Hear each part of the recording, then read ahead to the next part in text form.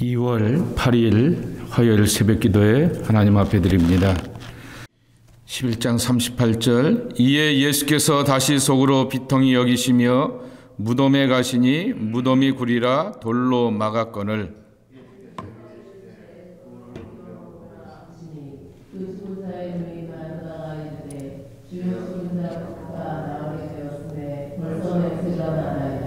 예수께서 이르시되 내 말이 내가 믿으면 하나님의 영광을 보리라 하지 아니하였느냐 하시니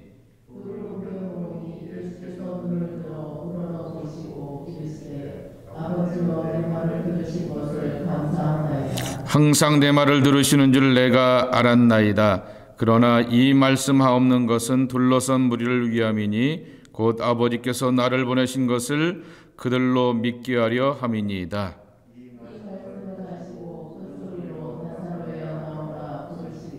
죽은 자가 수족을 배로 동인 채로 나오는데 그 얼굴은 수건에 쌓였더라. 예수께서 이르시되 풀어놓아 다니게 하라 하시니라.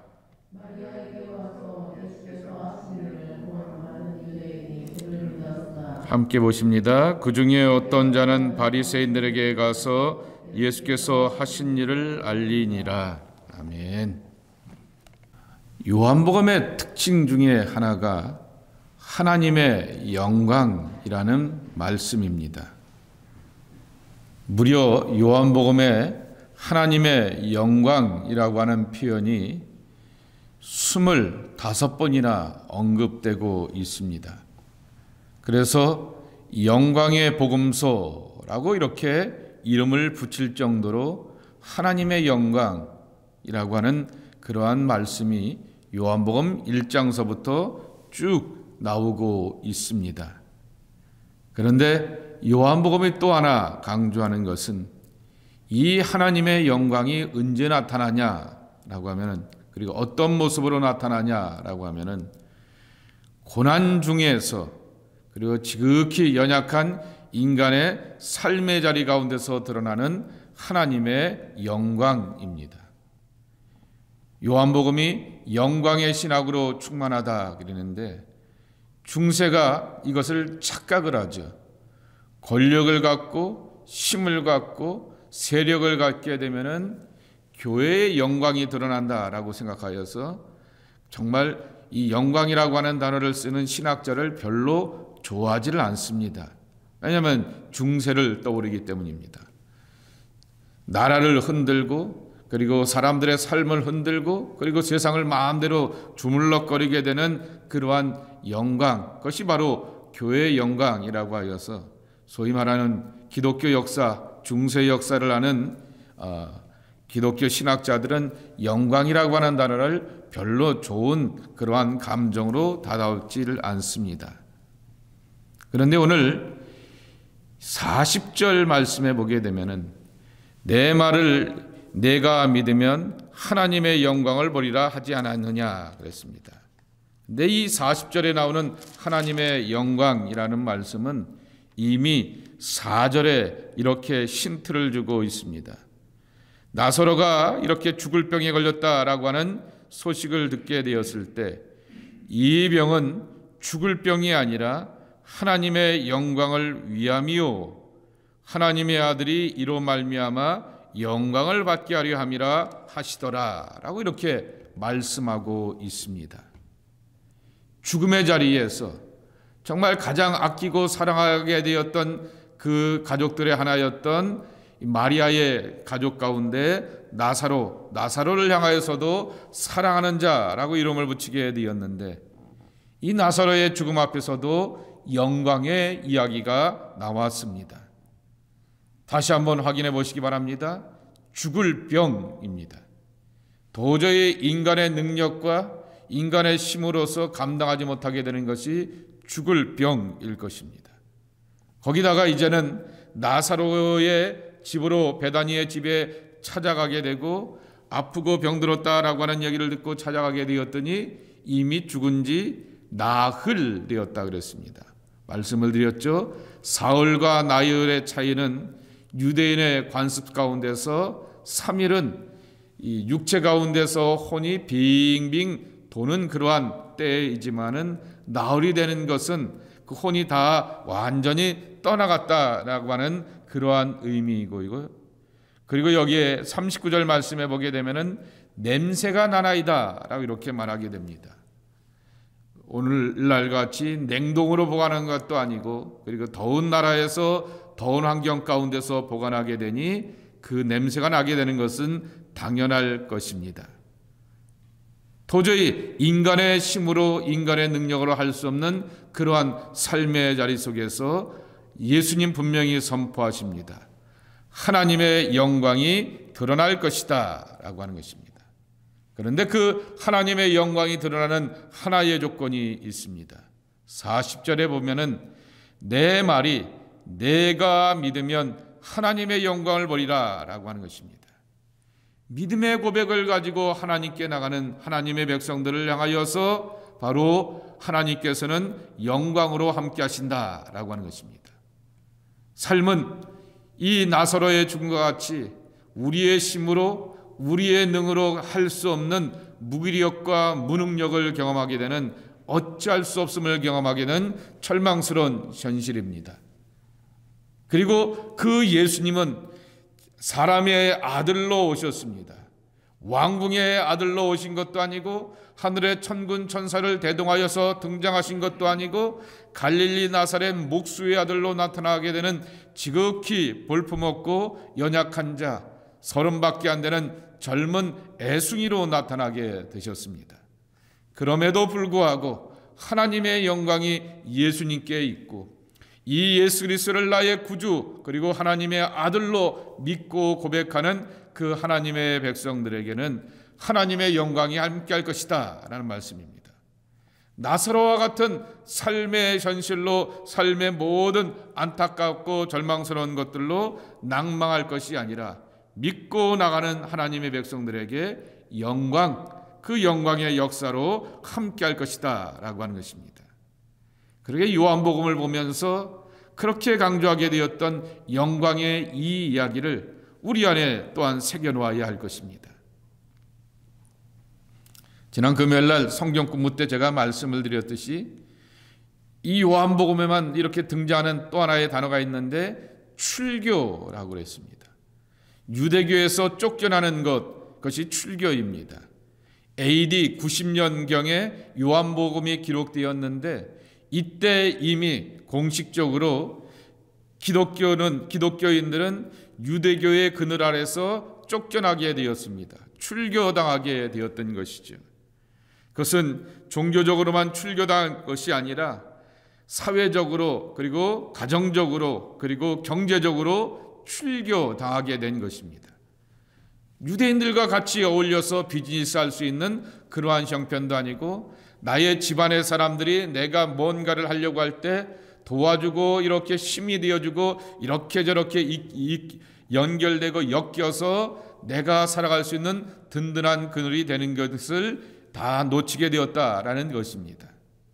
또 한 가지는 노마로부터도 압박을 받을 수밖에 없는 것입니다. 기독교인들이 점점 수가 많아지게 되는데, 노마는 유대교를 인정하게 되었고 유대교의 정치체제를 인정하게 되어서 허스바비와 꼭두각시와 같은 분봉왕을 세워주게 되었던 것입니다. 그러나 실제로 나라를 다 통치하는 것은 총독이 하게 되었던 것이죠. 그렇지만은 유대인의 문화, 유대인의 종교, 유대인의 정치 시스템을 존중한다라고 하여서 그들의 신앙생활을 하게 되었고, 그들에게도 왕이 있다라고 하는 것을 맡겨놓게 되었는데, 그 유대교로부터 배척당한다라고 하는 얘기는 노마 사람들이 마음 먹고 마음대로 그들을 향하여서 핍박할 수가 있다라고 하는 것입니다. 그런 상황 가운데서 교인들이 신앙생활을 하게 되었을 때 예수님의 고난을 보게 되었고, 그리고 육체의 모습으로 오게 되었던 연약한 젊은 예수님을 보게 되었고, 그리고 또한 이 나사로와 같이 삶의 절망과 연약함을 경험하는 그러한 현실을 경험하게 되었습니다. 근데 거기서 영광, 그것은 바로 하나님을 믿고 하나님을 의지하며 하나님에 대하여서 절대 순종하는 백성들 속에서 주시는 하나님의 영광이 함께할 것이다 라고 하는 것입니다. 오늘 예수님께서 나사로를 향하여서 살려내실 때 41절 말씀입니다. 돌을 옮겨놓으니 예수께서 눈을 들어 우러러보시고 이르시되 아버지여 내 말을 들으신 것을 감사나이다 그랬습니다. 요 41절 가운데서 돌을 옮겨놓으니 이것만 가로치시고요, 내 말을 들으신 것 이것을 가로쳐 보시고 예수께서 눈을 들어 우러러보시고 감사 기도하시되 라고 하는 말로만 이렇게 따오시기 바랍니다. 어디서 많이 본 그러한 기도 아니겠습니까? 예수님께서 요한복음 6장에 나오는 오병이어의 기적을 행하시게 되었을 때 그렇게 기도를 드리게 되었던 것입니다. 돌을 옮겨 놓아서 문이 열려놓게 한 것이 아니라 보리떡 5개와 물고기 2마리 아이의 도시락을 가지고서 하늘을 우러러보시며 기도하시면서 감사하셨을 때인 것입니다. 바로 가진 것이 적는다 할지라도, 죽음의 자리라 할지라도 하늘을 향하여서 기도하고 하나님에 대한 절대 신뢰와 믿음의 고백을 가지고서 기도를 드리는 그곳에 오병이어의 기적이 있고 죽은 자가 살아나게 되는 생명과 부활의 승리로 함께 한다라고 하는 것입니다. 예수님이 이 땅에 오신 목적은 우리를 향하여서 믿기 위함이라고 하는 것입니다. 하나님의 아들로서 예수님이 우리와 함께 하시고 하나님의 아들을 믿는 우리에게 죽음의 자리도 능히 이기고 극복하는 그러한 생명과 부활이 있음을 선포하시는 것입니다. 자, 그러면 믿음의 반대가 뭘까요? 오늘 본문이 힌트를 하나 주고 있습니다. 38절 말씀에 보게 되면은 비통이라고 하는 말이 나옵니다. 이에 예수께서 다시 속으로 비통히 여기시고 무덤에 가시니 무덤이 구리라 돌로 막혀 놓았거늘 그랬습니다. 뭐 때문에 비통하였냐고 하면은 37절 때문입니다.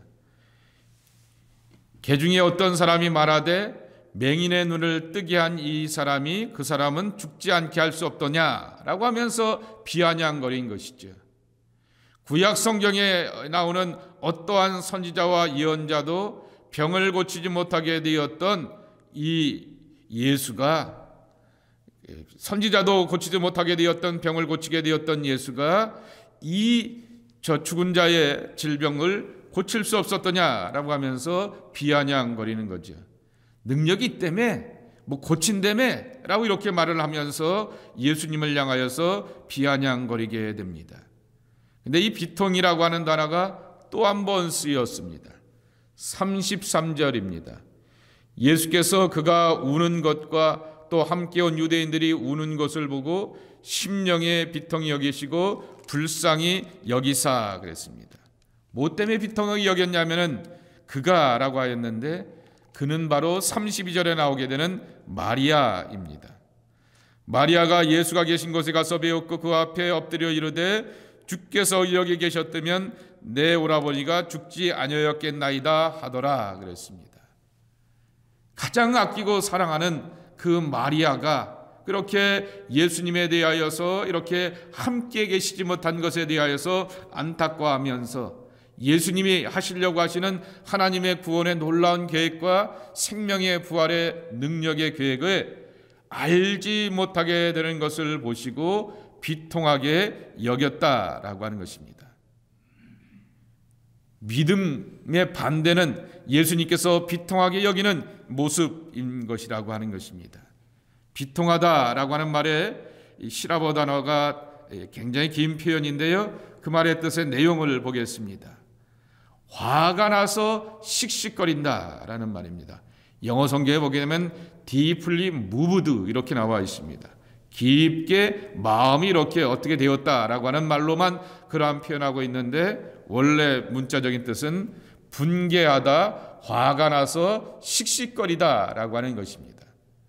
굉장히 이 비아냥에 화가 나셨고, 그리고 마리아, 그 가장 귀하게 여기게 되는 마리아에 대해서도 안타깝게 여기면서 화가 나셨다라고 하는 것입니다. 왜냐하고 하면은 믿음 없는 현상이 드러나게 되었고, 그리고 좌절의 모습으로 고백하게 되었고, 그리고 비아냥거리면서 하나님의 아들이 하실 하나님의 역사에 대해서 도저히 마음의 문을 닫아 놓았기 때문에 예수님은 이렇게 분노하셨다라고 하는 것입니다. 우리는 예수님이 나를 보고 분노하고 비통해서는 안 되는 것입니다. 나를 보고 하나님의 구원을 이뤄가시는 하나님의 생명을 경험하는 그러한 동반자가 되어야 할 것입니다. 그 자격과 조건은 하나인 것입니다. 내가 믿으면 이라고 이렇게 말씀하여 주고 있습니다. 그 믿음을 가지고서 주님을 붙들고 의지하는 여러분 되시길 축복합니다. 삶의 자리는 이와 같은 나사로의 죽음과 같이 우리의 힘과 능으로 할 수 없는 여러 가지 형편과 처지를 만나지만은 주님을 믿고 주의 영광과 능력을 의지하는 주의 백성들 가운데 살리시는 승리를 경험하기를 축복합니다. 두 번째로는 풀어놓아라 라는 말씀입니다. 44절이죠. 죽은 자가 수족을 배로 동인 채로 나오는데 무덤에 돌로 이렇게 닫혀 있게 되었다 그랬습니다. 그것을 돌을 열어놓는 것은 사람이 하게 되었습니다. 배로 온몸을 동여 있는 사람이 걸어 나오게 하는 것, 그것은 예수님의 선언입니다. 나사로야 나사로야 나오라 라고 하는 그러한 그 선언에 맞춰서 그 선언에 따라서 이 사람이 걸어 나오게 되고 풀어놓아 다니게 하라 라고 하는 그 선언은 예수님만이 할 수 있게 하시는 것입니다. 표준세 번역이나 공동 번역은 풀어주어 가게 하라 그랬습니다. 어디로 갑니까? 자기 집으로 가는 것이죠. 자기 누이들이 있는 곳으로 가는 것이죠. 자기의 삶의 자리로, 그리고 믿음의 자리로 돌아가서 정상인이 살아가는 삶의 자리로 돌아가게 하라라고 하는 것입니다. 신학자들은 풀어놓아 다니게 하라라고 하는 것을 죽음이라고 하는 인간이 갖고 있는 이 절망스러운 저주 앞에서 예수님의 해방선언이다라고 선언하게 됩니다. 그 해방선언은 나사로에게만 돼야 되는 그러한 선언이 아닌 것입니다. 내게도 이어지는 선언이고 믿고 구하는 모든 예수의 사람들에게 주시는 해방선언이라고 하는 것이죠. 우리를 억누르게 되는 죽음의 자리, 우리를 이렇게 갑갑하게 하게 되는 그러한 배로 쌓여놓게 되었던 꼼짝 못하게 하는 그러한 상황 가운데서 풀어놓아 다니게 하라 라고 선언하시면서 일어나 걷고 돌아가게 하시며 회복의 자리를 얻게 하시는 예수님의 해방선언, 내게도 적용되고 내게도 선언되고 나에게도 이루어질 하나님의 구원과 승리의 역사라고 하는 것입니다. 이 축복이 여러분에게도 이루어지기를 선언합니다. 축복합니다. 그리하여서 예수 그리스도를 믿고 나올 때 모든 죽음의 자리에서 일어나 나와서 풀어나 다니게 하라라고 말씀하게 하셨듯이 다시금 내 일터와 삶의 자리, 수고와 고생의 자리지만은 감당할 수 있는 힘을 얻는 그 자리로 돌아갈 수 있는 회복의 역사가 예수님의 선언 속에 저와 여러분의 삶의 자리 가운데서 체험되기를 주님의 이름으로 축복합니다. 하나님 아버지 감사합니다. 오늘 예수님의 그 믿음의 고백들을 우리가 기억하면서 주를 믿고 의지하는 주의 백성들이 나사로의 부활과 승리가 우리의 육체와 삶의 자리 속에서 체험되기를 소망합니다. 믿고 구하면 하나님의 영광을 보리라 라고 말씀하여 주셨듯이 갈릴리 목수의 아들로 오게 되었던 33살의 풋내기를 향하여서도 우리가 하나님의 아들로 믿고 구하게 되면 하나님의 영광이 가득할 뿐만 아니라 그 영광이 나의 영광이 되는 축복과 은혜로 함께할 줄 믿습니다. 예수님의 영광을 지켜보게 하여 주시옵시고 그 영광 속에서 나를 축복하시는 하나님의 영광된 역사에 동참해 나가는 우리 모두가 되게 하여 주시옵소서. 나사로와 같이 죽음의 자리 능력 밖의 일들을 만나게 되는 우리의 삶의 형편이지만은 그 속에서 주를 믿고 의지하며 주의 일하심을 구하고 고백할 때 하나님의 영광이 나타나는 영광의 사람들로 지키시고 축복해 주시옵시기를 기도합니다. 하나님, 나는 어둠의 사람도 아니고 저주의 사람도 아니고 좌절의 사람도 아니고 낙심의 사람도 아니고 예수님 때문에 영광의 사람인 것을 믿습니다. 이 영광의 거룩한 선포와 고백을 확신하면서 세상을 향하여 선포해 나가는 복된 주님의 사람들이 되게 하여 주시옵소서. 오늘도 주님 앞에 나와 기도하는 당신의 백성들을 지켜주시옵시기를 간구하올 때 예수님의 이름으로 간절히 축복하며 기도하옵나이다. 아멘.